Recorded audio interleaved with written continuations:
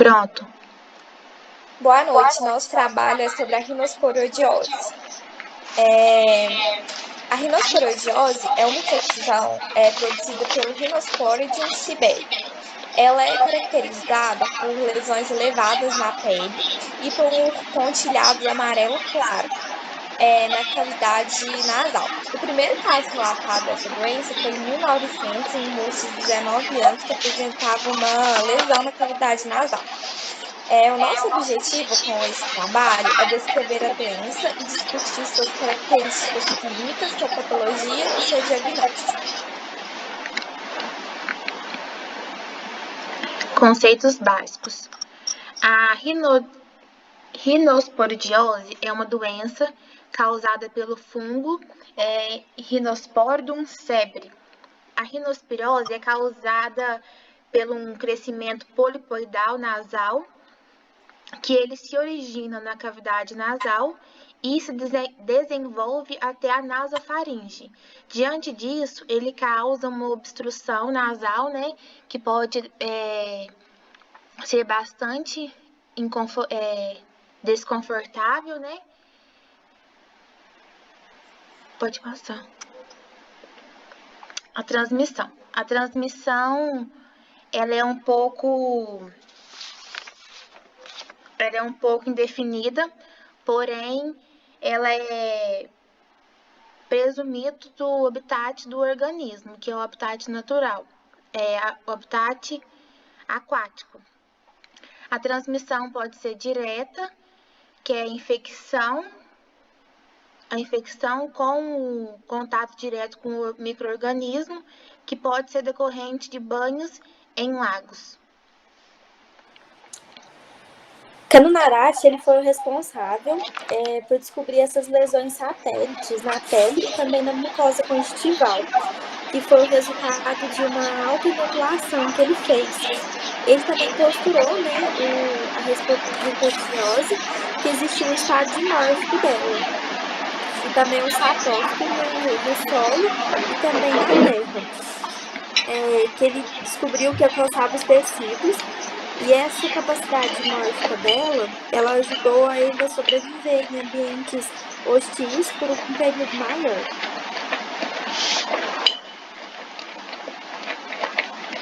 As manifestações clínicas dessa doença, ela se apresenta como um pólipo friável, com uma consistência amolecida e um aspecto mesociforme. Ela ocorre, na maioria dos casos, na nasofaringe, ocasionalmente na conjuntiva e no saco lacrimal, e esporadicamente na uretra, na genitália, na laringe, nas cavidades paranasais e na pele. Os seus sintomas mais frequentes são obstrução nasal e ectase, que é o sangramento nasal.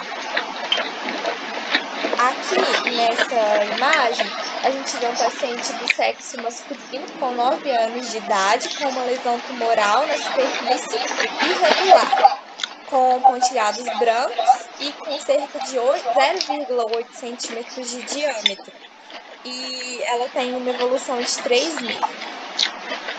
Aqui, esse exame revelou formas evolutivas de esporângios em forma jovem, colapsados e vazios. E próximos à superfície epitelial, formas maduras e maiores.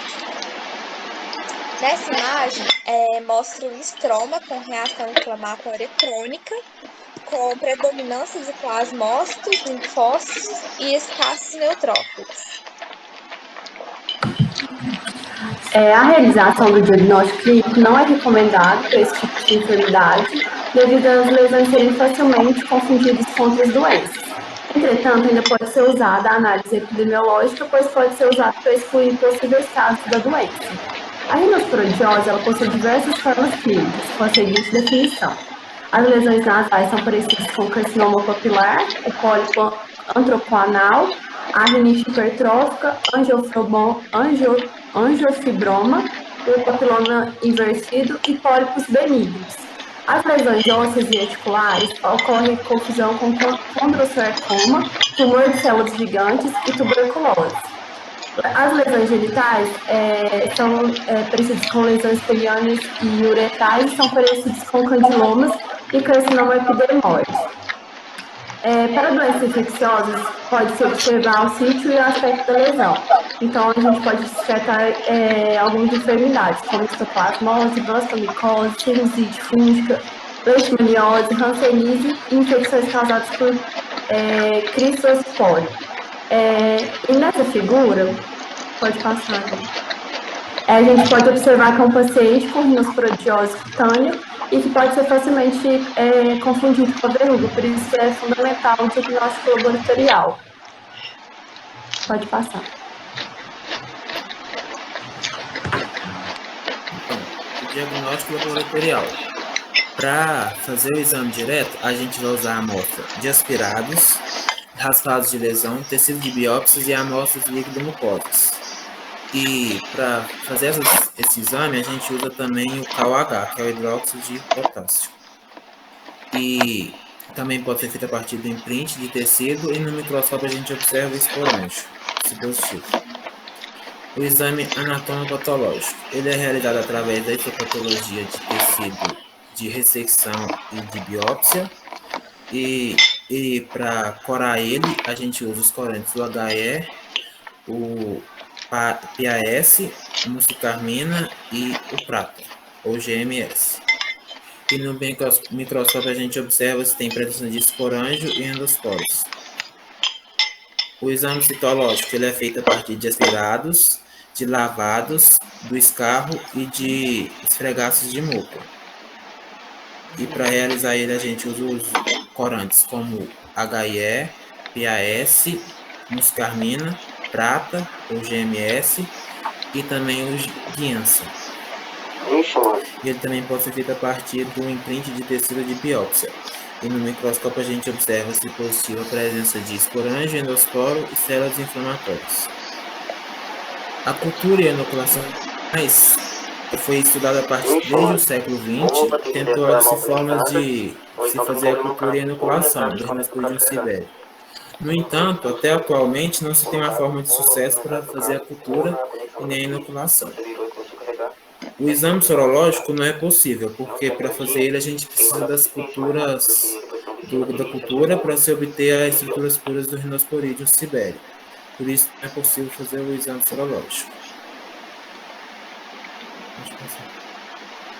Essas imagens aí a gente vê o exame anatomopatológico. A primeira é corada com HIE, a segunda com PAS.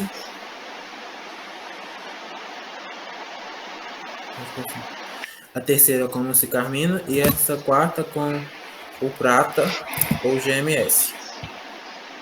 Vocês lembram de quem Isso aí é o exame citológico, que tem um esporângio maduro com endosporos no interior.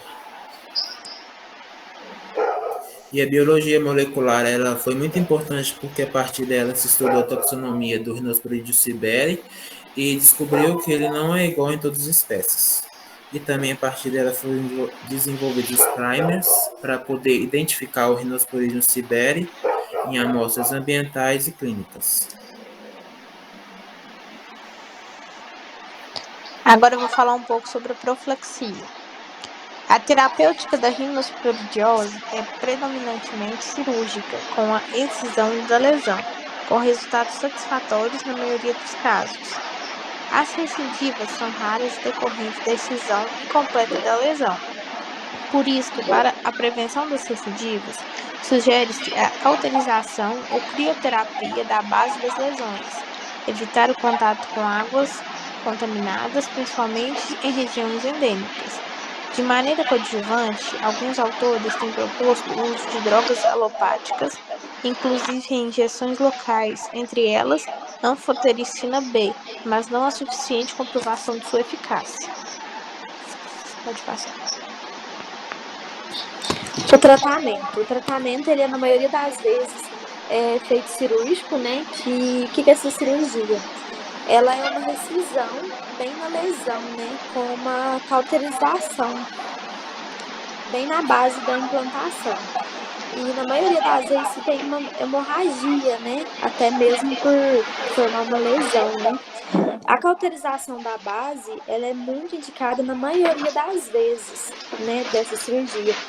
A terapia com drogas, né, no caso por exemplo, da Dapsona, entre outras, ela ainda não é muito usada porque a gente ainda não tem muito conhecimento sobre a eficácia dela. Mas na maioria dos casos que, né, talvez a cirurgia não dê tão certo, eles usam essa iniciativa com as drogas terapêuticas.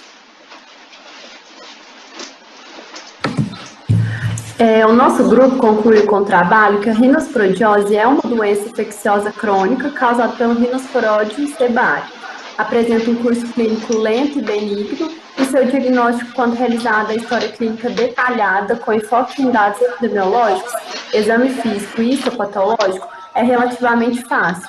E o tratamento cirúrgico é simples, com excelentes resultados e ótimo prognóstico, porém seu acompanhamento deve ser longo pelo risco de recidivas tardias.